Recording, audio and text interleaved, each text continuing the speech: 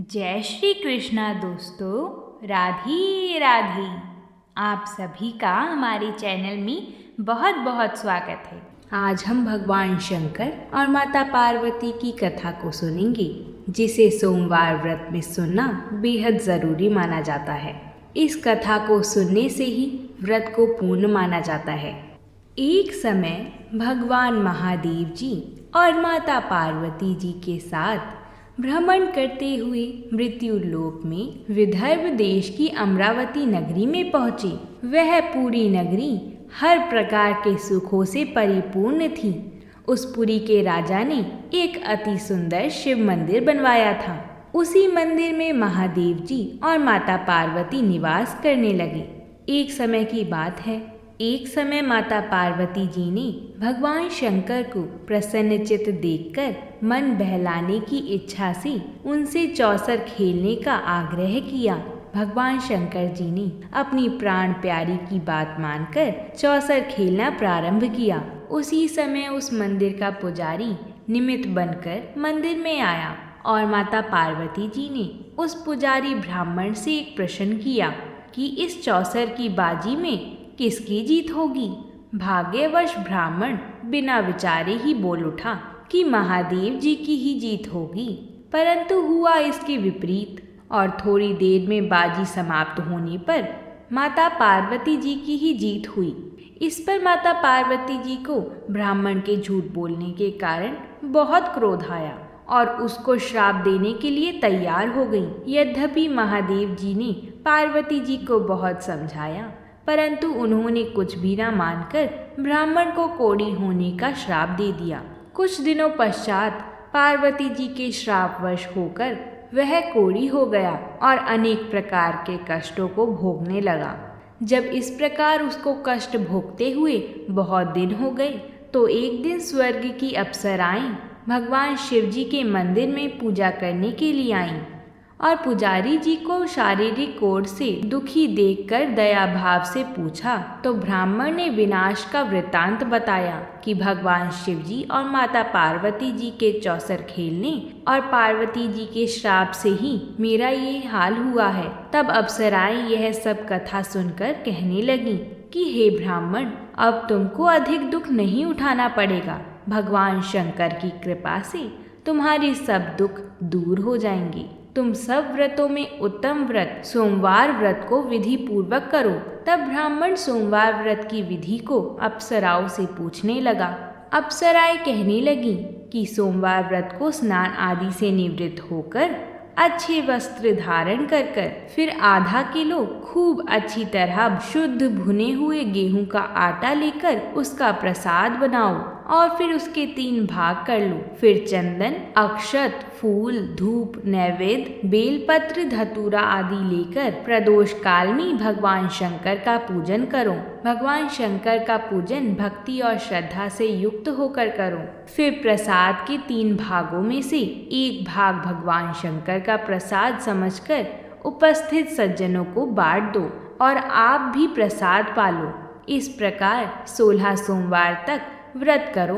फिर 17वें सोमवार को पाव भर शुद्ध गेहूं का आटा लेकर उसकी बाटी बनाओ और उसमें घी, शक्कर, गुड़ परिणाम सहित मिलाकर चूरमा बनाओ और शिव जी का भोग लगाकर उपस्थित सज्जनों को बांट दो। साथ ही आप भी प्रसाद पालो।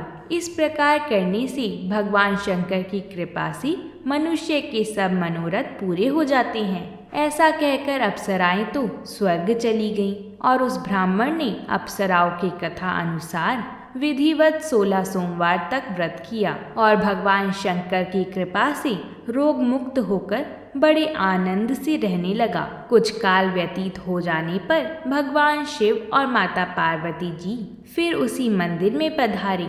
उस ब्राह्मण को श्राप मुक्त देखकर पार्वती जी ने बड़े आश्चर्य से पूछा कि रोग मुक्त होने का क्या कारण है। तब ब्राह्मण ने 16 सोमवार की सब कथा सुनाई। माता पार्वती व्रत का वृतांत सुनकर बहुत ही प्रसन्न हुई और उन्होंने भी विधि पूर्वक इस व्रत को किया तथा व्रत के प्रभाव से उनके गए हुए पुत्र स्वामी कार्तिकेय स्वयं आकर माता के आज्ञाकारी हुए। कार्तिकेय जी को अपने विचारों में परिवर्तन होने का कारण जानने की बड़ी भारी इच्छा हुई और उन्होंने माता जी से इस रहस्य का कारण सुनने की इच्छा प्रकट की। तब माता पार्वती जी ने 16 सोमवार व्रत की कथा सुनाई। तब उन्होंने भी इस व्रत का प्रभाव सुनकर उनका एक मित्र ब्राह्मण बहुत दिनों से परदेश गया हुआ था, उससे मिलने की इच्छा से इस व्रत को धारण किया और उनका मित्र बहुत शीघ्र ही आकर कार्तिकेय जी से मिला और उनसे अकस्मात मिलने का रहस्य कार्तिकेय जी से पूछा। उन्होंने उत्तर दिया कि हमने तुमसे मिलने के लिए 16 सोमवार का व्रत किया था, उसी के प्रभाव से तुम मिले हो। ऐसा सुनकर ब्राह्मण ने भी अपने विवाह की इच्छा से विधि पूर्वक इस व्रत को किया। इस व्रत के प्रभाव से एक समय ब्राह्मण कार्यवश किसी दूसरे देश में गया तो उस समय वहां के राजा की कन्या का स्वयंवर था और अनेक देशों के राजकुमार राजकुमारी के साथ विवाह करने की इच्छा से वहां आए हुए थे। राजा ने यह प्रण किया हुआ था कि जिस राजकुमार के गले में आभूषणों से सजी हुई हथनी माला डाल देगी, उसी के साथ अपनी कन्या का विवाह कर देगा। ब्राह्मण भी स्वयंवर देखने के लिए वहां गया हुआ था और भाग्यवश हथिनी ने माला ब्राह्मण के गले में डाल दी। राजा ने प्रतिज्ञा अनुसार अपनी कन्या का विवाह उस ब्राह्मण के साथ करा दिया और उसको बहुत धन दिया तथा उसका बहुत सम्मान करके संतुष्ट किया। ब्राह्मण उस राजकन्या को पाकर अति प्रसन्न से अपना जीवन व्यतीत करने लगा। एक समय उस राजकन्या ने अपने पति से कहा कि हे प्राणनाथ, आपने ऐसा कौन सा पुण्य काम किया था जिसके प्रभाव से हथिनी ने सब राजकुमार को छोड़कर आपके ही गले में वरमाला डाली। ब्राह्मण बोला कि प्रिय, मैंने अपने मित्र कार्तिकेय जी के कथा अनुसार 16 सोमवार का व्रत किया था। उसके प्रभाव से तुम जैसी रूपवान लक्ष्मी मुझको प्राप्त हुई हो। व्रत की ऐसी महिमा सुनकर राजकन्या को बड़ा आश्चर्य हुआ और पुत्र प्राप्त होने की इच्छा से व्रत करने लगी। भगवान शिव की कृपा से उसके गर्भ से एक अत्यंत सुंदर, धर्मात्मा, सुशील और विद्वान पुत्र उत्पन्न हुआ। माता पिता उस देव समान पुत्र को पाकर अति प्रसन्न से उसका पालन पोषण करने लगी।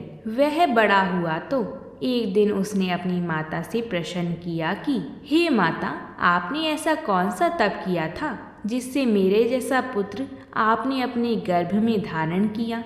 माता ने अपने पुत्र की प्रसन्नता के लिए वही 16 सोमवार व्रत का विधान कहा। जब पुत्र ने मनोवांछित फल देने वाले ऐसे सरल व्रत का वृतांत सुना तो वह भी राज्य अधिकार पाने की इच्छा से इस व्रत को करने लगा। उसी समय किसी देश के वृद्ध राजा के दूतों ने आकर उसको राजकन्या के योग्य समझकर कन्या का विवाह करके अति प्रसन्नता को प्राप्त हुआ। वृद्ध राजा के मृत्यु के पश्चात वही ब्राह्मण पुत्र राज्य सिंहासन पर बैठ गया, क्योंकि उस राजा के उस कन्या के अलावा कोई संतान नहीं थी। राज्य अधिकार पाने के पश्चात भी वह ब्राह्मण पुत्र सदैव 16 सोमवार का व्रत विधि पूर्वक करता रहा। वह 17वां सोमवार आया तो राजा ने पूजा सामग्री लेकर रानी को शिवालय चलने के लिए कहा, परंतु राजकन्या ने उसकी आज्ञा ना मानकर स्वयं शिवालय ना जाकर दास दासियों के हाथों सभी सामग्रियां भिजवा दी। जब राजा ने शिव जी का पूजन समाप्त किया तो आकाशवाणी हुई कि हे राजा, तुम अपनी इस रानी को राजमहल से निकाल दो, नहीं तो यह तुम्हारा सर्वनाश कर देगी। राजा को आकाशवाणी सुनकर बड़ा आश्चर्य और दुख हुआ और शिव जी की आकाशवाणी का सब वृतांत अपनी सभा में आकर सभी सदस्यों से कहा। सभासदों को यह सुनकर अत्यंत आश्चर्य हुआ और दुख हुआ कि जिस राजकन्या के कारण इसको राज प्राप्त हुआ, उसी को निकालने के लिए सब प्रपंच रच रहा है, परंतु राजा ने उसको निकाल ही दिया। रानी अति दुखित होकर अपने भाग्य को कोसती हुई नगर से बाहर चली गई। पैरों में जूती नहीं, नंगे पैर, फटे हुए वस्त्र पहनी भूख से दुखित रानी धीरे धीरे चलकर एक नगरी में पहुंची। वहां पर एक बुढ़िया कुछ सूत काट कर बेचने जा रही थी। रानी की दीन अवस्था देखकर कहने लगी कि तू मेरे साथ चलकर सूत बिकवा दे, मैं वृद्ध हूँ, कुछ भाव आदि का पता नहीं। रानी ने सूत की गठरी बुढ़िया के सर से उतारकर अपने सिर पर रख ली। अभी थोड़ी ही दूर गई होगी कि ऐसी आंधी आई कि बुढ़िया का सारा सूत पोटली समेत उड़ गया। बुढ़िया रोती और पछताती रह गई और रानी को अपने साथ से दूर रहने को कह दिया। तब रानी एक तेली के घर गई तो तेली के घर में जितने तेल के घड़े थे सब चटक गए। ऐसी दशा देखकर तेली ने उसको भाग्यहीन समझकर अपने घर से निकाल दिया। रानी इस प्रकार दुखी होकर एक नदी के तट पर जल पीने के लिए गई तो नदी का सब जल सूख गया। फिर रानी एक बाग में गई जिसमें एक बड़ा सुंदर सरोवर था। रानी जैसे ही जल पीने सीढ़ियों से नीचे उतरी, जल पीने के लिए उसने जैसे ही जल को स्पर्श किया वैसे ही नील कमल के समान जल में असंख्य कीड़े उत्पन्न हो गए और सारा जल गंदा हो गया। हताश होकर रानी ने अपने भाग्य को कोसते हुए इसी गंदे जल का पान किया और विश्राम करने के लिए एक पेड़ की शीतल छाया के नीचे गई तो पेड़ के सब पत्ते गिर गए। रानी जिस पेड़ के नीचे जाती उसी के पत्ते गिरने लगते। उस वन के पेड़ों की और सरोवर के जल को और सरोवर के जल की दशा देखकर उस वन के ग्वालों ने, जो वहां पर अपनी गायों को चराते थे और सरोवर में जल पिलाते थे, बड़े दुखी भाव से यह सब कथा अपने गुसाई जी को सुनाई। वह उसी नगर के एक मंदिर के पुजारी थे। तब सभी ग्वालों ने रानी को गुसाई के पास ले गए। रानी के मुख की कांति और शोभा देखकर गुसाई जी को समझ आ गया कि यह अवश्य किसी कुलीन वंश की अबला दुखित स्त्री है। ऐसा सोचकर गुसाई जी ने रानी से कहा कि मैं तुम्हें अपनी पुत्री समान रखूंगा, तुम मेरे आश्रम में रहो, यहाँ तुमको किसी प्रकार के कष्ट नहीं होंगे। ऐसे वचन सुनकर रानी को कुछ धीरज हुआ और वह आश्रम में ही रहने लगी। परंतु जो भी भोजन बनाती उसे तथा जो जल भर कर लाती उसमें कीड़े पड़ जाते। अब गुसाई जी को भी बड़ा आश्चर्य हुआ और दुख हुआ तथा वह कहने लगे कि पुत्री, तुझ पर कौन से देवता का कोप है जो तेरी ऐसी दशा हो गई। तब गुसाई जी की बात सुनकर रानी ने शिव पूजा का सारा वृतांत गुसाई जी को सुनाया। तो गुसाई जी ने अनेक प्रकार से भगवान शंकर की स्तुति की और रानी से कहने लगे कि पुत्री, तुम सब मनोरथ पूर्ण करने वाले 16 सोमवार का व्रत करो, उसके प्रभाव से ही तुम्हारे सब कष्ट दूर होंगे। गुसाई जी की आज्ञा अनुसार रानी ने 16 सोमवार के व्रत किए और 17वें सोमवार को पूजन से राजा के हृदय में विचार उत्पन्न हुआ कि रानी को गए बहुत समय हो गया है, न जाने कहाँ भटकती होंगी, अब उसे ढूंढना चाहिए। यह विचार कर चारों दिशाओं में अपने दूतों को रानी को ढूंढने के लिए भेजा। ढूंढते ढूंढते गुसाई जी के आश्रम में भी पहुंच गए और उनको सब वृतांत सुनाकर रानी को अपने साथ ले जाने के लिए कहा। परंतु गुसाई जी ने रानी को नहीं भेजा। तब दूतों ने रानी का पता और सब वृतांत जाकर राजा को सुनाया। राजा सब वृतांत सुनकर स्वयं गुसाई जी के आश्रम में गए और गुसाई जी से विनती भाव से कहने लगे कि महाराज, यह महारानी मेरी पत्नी है।